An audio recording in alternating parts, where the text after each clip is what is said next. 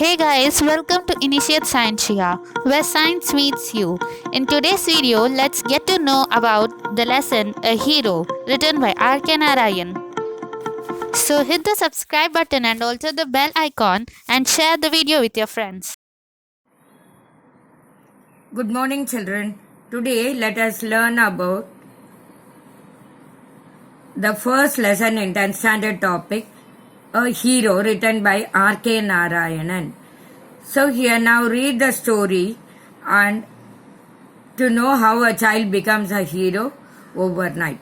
So first, before reading the lesson, let us see the meanings. Sneer, speak in a very unkind way. Frightful. Frightful means unpleasant. Face to face with, close to something and looking at it. Reading it through. Reading it from the beginning to the end. Crossly, a little angrily. Mere skeleton, very thin. Scowl, an angry look or expression. Tenacity, determination. Cut in, interrupted at once. Proposition, suggestion, mumble, say something not clearly enough. Second form, 7th standard during British times. Okay, now let's go to the lesson. For Swami, events took an unexpected turn. Father looked over the newspaper he was reading under the hall lamp and said, Swami, listen to this. News has been received about the bravery of a village lad who, while returning home by the jungle path, came face to face with a tiger. The paragraph described the fight the boy had with the tiger and his flight up the tree where he stayed half a day till some people came that way and killed the tiger. After reading it through, Father looked at Swami fixedly and asked, What do you say to that? Swami said, I think he must have been a very strong and grown-up person, not a boy at all. How could a boy fight a tiger? You think you are wiser than the newspaper. Father sneered. Sneer means speak in a very unkind way. A man may have the strength of an elephant and yet be a coward, whereas another may have the strength of a straw, but if he has courage, he can do anything. Courage is everything. Strength and age are not important. Swami disputed the theory. How can it be? Father, suppose I have all the courage, what could I do if a tiger should attack me? Leave alone strength. Can you prove you have courage? Let me see if you can sleep alone tonight in my office room. Okay, let me explain about this page, children. Here, Swami's father was seeing the newspaper early in the morning. Here, he had come to know about the bravery of a village lad. This was the report news read in the newspaper by Swami's father about a village lad when he was returning home by the jungle path. He came face to face with a tiger. So here the paragraph in this page describes about the flight of the boy. The boy, as soon as he saw the tiger, what did he do? He flew up on the tree where he stayed half a day till some people came that way and killed the tiger. The tiger is standing down and this boy climbed on the tree and he was sitting with a fearful look. So after reading it through, Father looked at Swami fixedly and asked, what do you say to that? So he is asking his son, if you were in that place of the village lad, what you would have done? His father got scared that my son, what he will do when a real tiger comes in front of him, like that. So Swami said, I think he must have been a very strong and grown-up person, not a boy at all. This boy was a small boy studying in 7th standard, that is second form. 7th standard child, when he sees a tiger, what will he do, poor thing? He has to run. Being in the city, a child cannot run also here.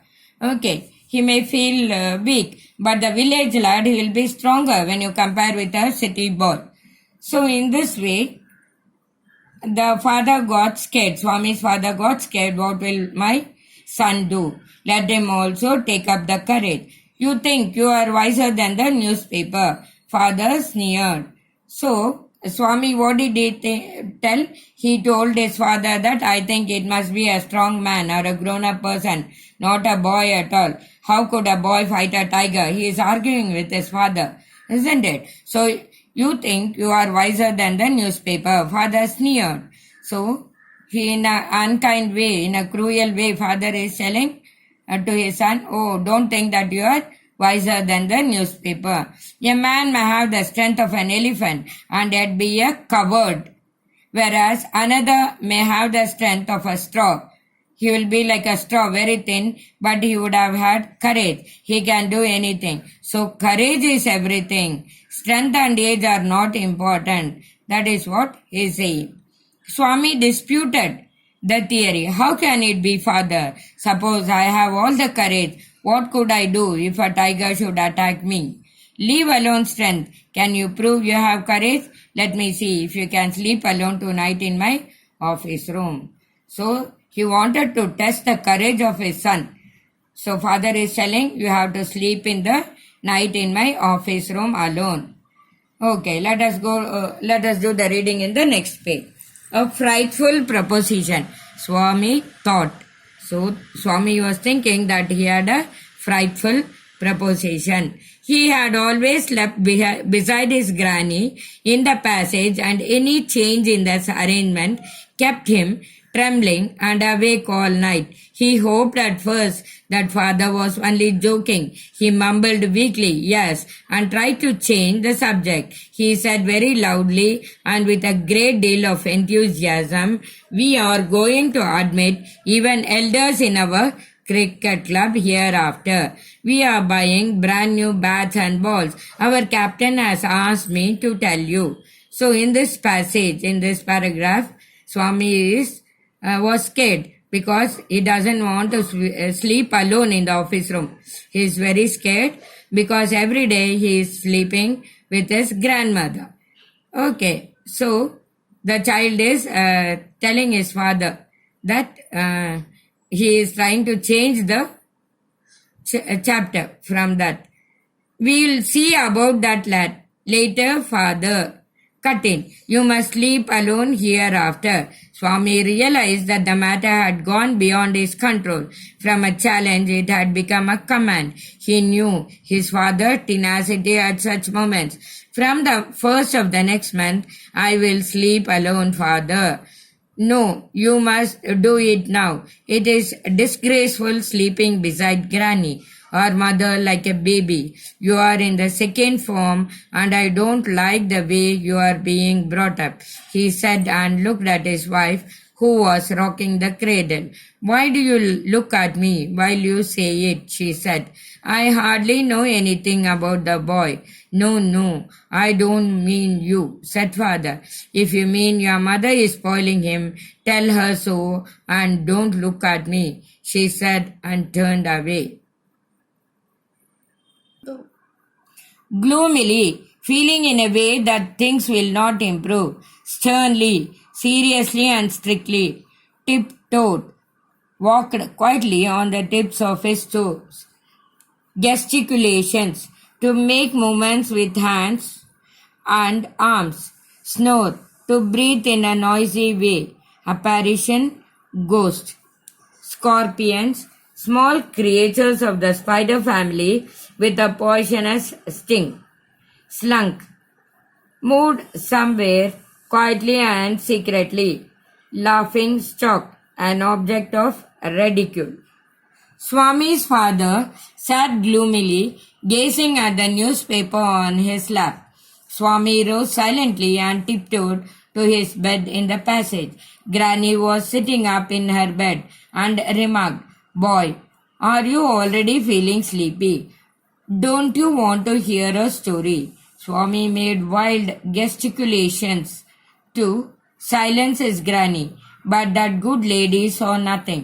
So Swami threw himself on his bed and pulled the blanket over his face. Granny said, "Don't cover your face. Are you really very sleepy?" Swami leaned over and whispered, "Please, please, shut up, Granny. Don't talk to me, and don't let anyone call me, even if the house is on fire. If I don't sleep at once, perhaps I shall die."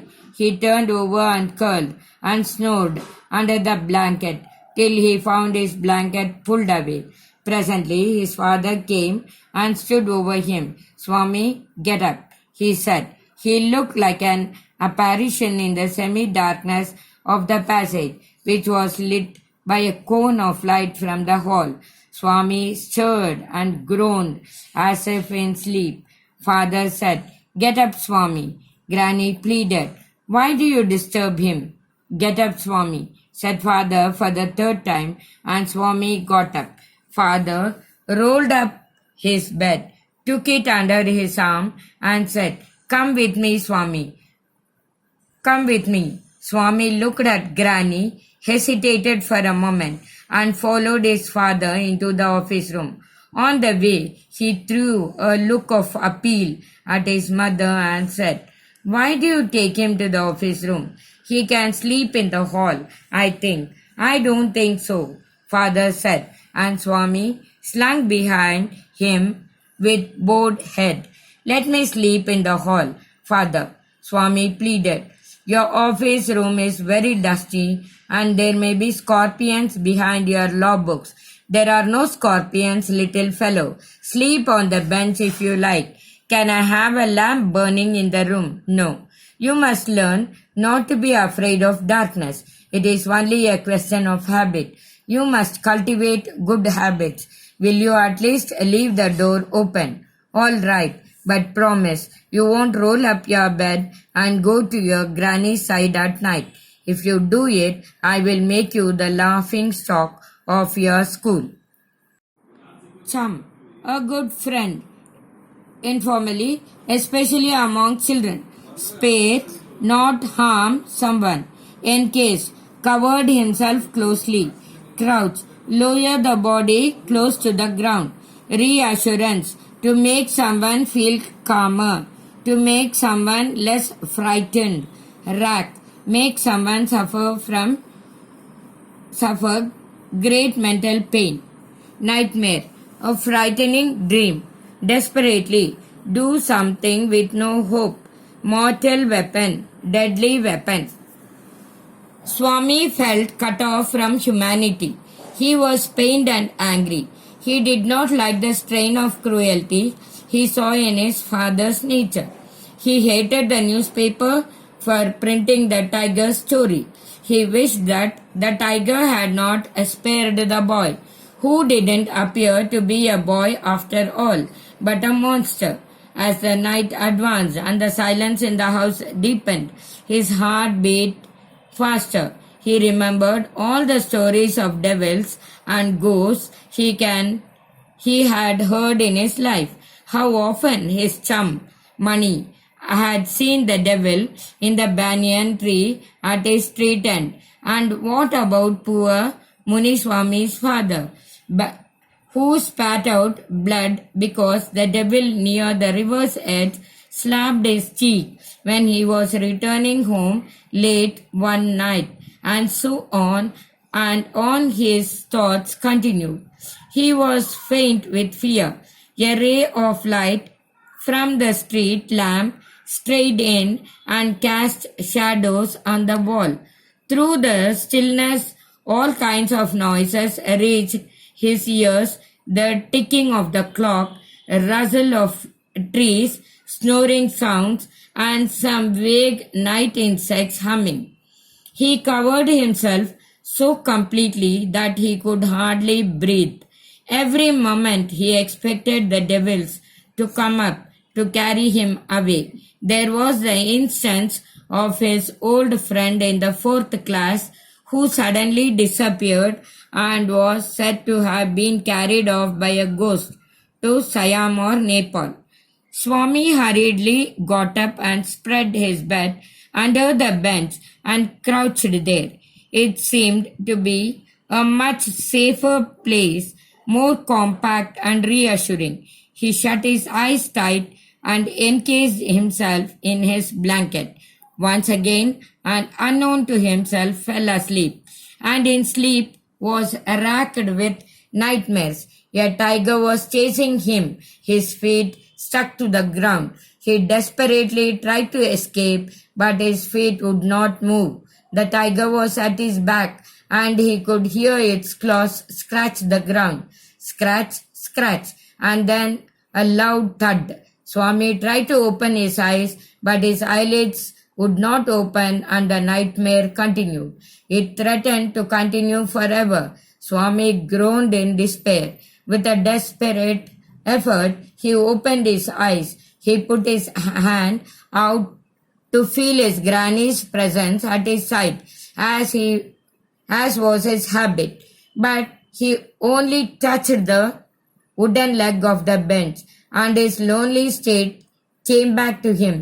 He sweated with fright, and now what was this rustling? He moved to the edge of the bench and stared into the darkness. Something was moving down. He lay gazing at it in horror. His end had come. He realized that the devil would presently pull him out and tear him, and so why should he wait? As it came nearer, he crawled out from under the bench, hugged it with all his might, and used his teeth on it like a mortal weapon. Clutched, held tightly, tumbling, falling helplessly. Burglar, a person who enters a building in order to steal. Housebreaker, scout, one who is trained in doing acts of public service, not have a wink of sleep, couldn't sleep. Notorious, evil-minded. Mollycoddle, treat someone very kindly and protect the person too much from anything unpleasant. Ayo, something has bitten me, went forth an agonized, thundering cry, and was followed by a heavy tumbling and falling amidst furniture. In a moment, father, cook, and a servant came in carrying light, and all three of them fell on the burglar, who lay amidst the furniture with a bleeding ankle. Congratulations were showered on Swami next day. His classmates looked at him with respect, and his teacher patted his back. The headmaster said that he was a true scout. Swami had bitten into the flesh of one of the most notorious housebreakers of the district, and the police were grateful to him for it. The inspector said, "Why don't you join the police when you are grown up?" Swami said, for the sake of politeness, "Certainly yes," though he had quite made up his mind to be an engine driver, a railway guard, or a bus conductor later in life. When he returned home from the club that night, father asked, "Where is the boy?" "He is asleep already." "He didn't have a wink of sleep the whole of last night," said his mother. "Where is he sleeping?" "In his usual place," mother said casually. "He went to bed at 7:30. Sleeping beside his granny again," father said. "No wonder. He wanted to be asleep before I could return home. Clever boy." Mother lost her temper. "You let him sleep where he likes. You needn't risk his life again." Father mumbled as he went into change. "All right, mollycoddle and spoil him as much as you like. Only don't blame me afterwards." Swami, following the whole conversation from under the blanket, felt tremendously relieved to hear that his father was giving him up. So this is the story about the hero, about a small boy Swami. Further notes, I will give it in the next video. More detailed written videos are coming in the Java series, up right from the next video, similar to the data structures playlist. So keep watching. Hit the subscribe button and also press the bell icon to get instant updates of the video that we post. Check